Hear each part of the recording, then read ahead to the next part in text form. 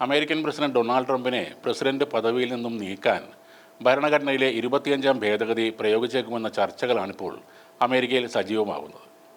സാധാരണ രാഷ്ട്രീയ ചർച്ചകൾ മാത്രമല്ല ഇക്കാര്യത്തിൽ നടക്കുന്നത്. പണം വെച്ചുള്ള പ്രവചനങ്ങൾ നടക്കുന്ന പ്രവചന വിപണികളിലും ഇതിനുള്ള സാധ്യത വർദ്ധിച്ചതായാണ് കണക്കുകൾ വ്യക്തമാക്കുന്നത്.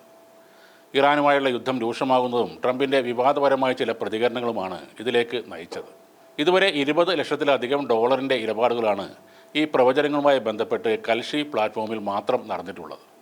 ഇത്തരം പ്രവചനങ്ങൾ ഫലം കൃത്യമായി ഉറപ്പു നൽകുന്നില്ലെങ്കിലും ജനങ്ങളുടെ ചിന്താഗതി എങ്ങനെ മാറുന്നു എന്നതിൻ്റെ കൃത്യമായൊരു സൂചനയാണ് ഇത് നൽകുന്നത്. അതിലേറ്റവും പ്രധാനമായത് വിവിധ വിഷയങ്ങളിൽ ആളുകൾ പണം വെച്ച് പ്രവചനം നടത്തുന്ന കൽഷി എന്ന ഓൺലൈൻ പ്ലാറ്റ്ഫോമിൽ ട്രംപിനെതിരെ ഉയർന്ന 25-ാം ഭേദഗതി ഉപയോഗിക്കുമോ എന്ന ചോദ്യമാണ്.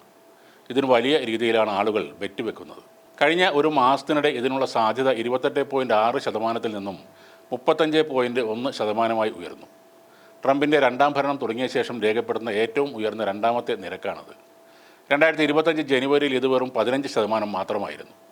ഇറാനെതിരെയുള്ള ട്രംപിൻ്റെ സോഷ്യൽ മീഡിയ പോസ്റ്റുകളും ആഗോള എണ്ണക്കടത്ത് പാതയായ ഹോർമുസ് കടലിടുക്കിലെ തടസ്സങ്ങളും സാധാരണക്കാരുടെ അടിസ്ഥാന സൗകര്യങ്ങൾക്ക് നേരെയുള്ള ഭീഷണികളുമാണ് ആളുകളെ ഇത്തരമൊരു പ്രവചനത്തിലേക്ക് നയിക്കുന്നത്.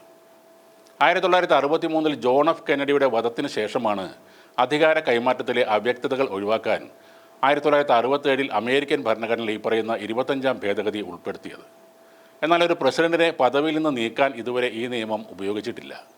പ്രസിഡന്റുമാർക്ക് ശസ്ത്രക്രിയയോ മറ്റ് ചികിത്സകളോ വേണ്ടിവരുമ്പോൾ താൽക്കാലികമായി അധികാരം കൈമാറാൻ മാത്രമാണ് ഇത് സാധാരണയായി ഉപയോഗിക്കാറുള്ളത്.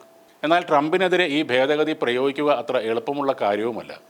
വൈസ് പ്രസിഡന്റും മന്ത്രിസഭയിലെ ഭൂരിപക്ഷം അംഗങ്ങളും ചേർന്ന് പ്രസിഡന്റിനെ ചുമതലകൾ നിർവഹിക്കാൻ കഴിയില്ലെന്ന് രേഖാമൂലം ആദ്യം അറിയിക്കണം. അതിനെതിരെ കോൺഗ്രസിന് കത്ത് നൽകാൻ പ്രസിഡന്റിന് അധികാരവുമുണ്ട്.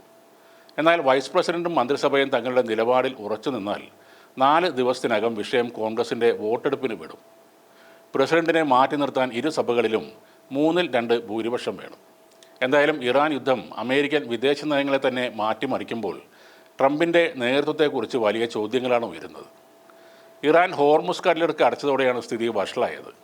അതിന് മറുപടിയായി ട്രംപ് ഇറാനിലെ അടിസ്ഥാന സൗകര്യങ്ങൾ തകർക്കുമെന്ന് ഭീഷണിപ്പെടുത്തിയിരുന്നു. ഒപ്പം വളരെ മോശമായ രീതിയിലുള്ള ചില പ്രയോഗങ്ങളും തെറിവിളിയും വരെ ട്രംപ് നടത്തിയിരുന്നു. ജനാധിപത്യ രാജ്യമായ അമേരിക്കൻ പ്രസിഡന്റ് എന്നല്ല, ലോകത്തുള്ള ഒരു ഏകാധിപതിയായ ഭരണാധികാരി പോലും പറയാത്ത വാക്കുകളാണ് ഡൊണാൾഡ് ട്രംപ് പ്രയോഗിച്ചത്. അദ്ദേഹത്തിൻ്റെ സമനില തെറ്റിയതായി വരെ അമേരിക്കൻ ജനത സംശയിക്കുന്ന അവസ്ഥയിലേക്ക് കാര്യങ്ങൾ എത്തിച്ചേർന്നു. വിചാരിച്ച പോലെ അത്രയ്ക്ക് എളുപ്പത്തിൽ ഇറാനുമേൽ ആധിപത്യം നേടാൻ കഴിയാതെ വന്നതും യുദ്ധത്തിൽ അമേരിക്കയ്ക്കുണ്ടായ കനത്ത നഷ്ടവുമൊക്കെ ട്രംപിന് മാനസികമായി ഏറെ സമ്മർദ്ദം നൽകുന്നു എന്ന് തന്നെയാണ് കരുതേണ്ടത്.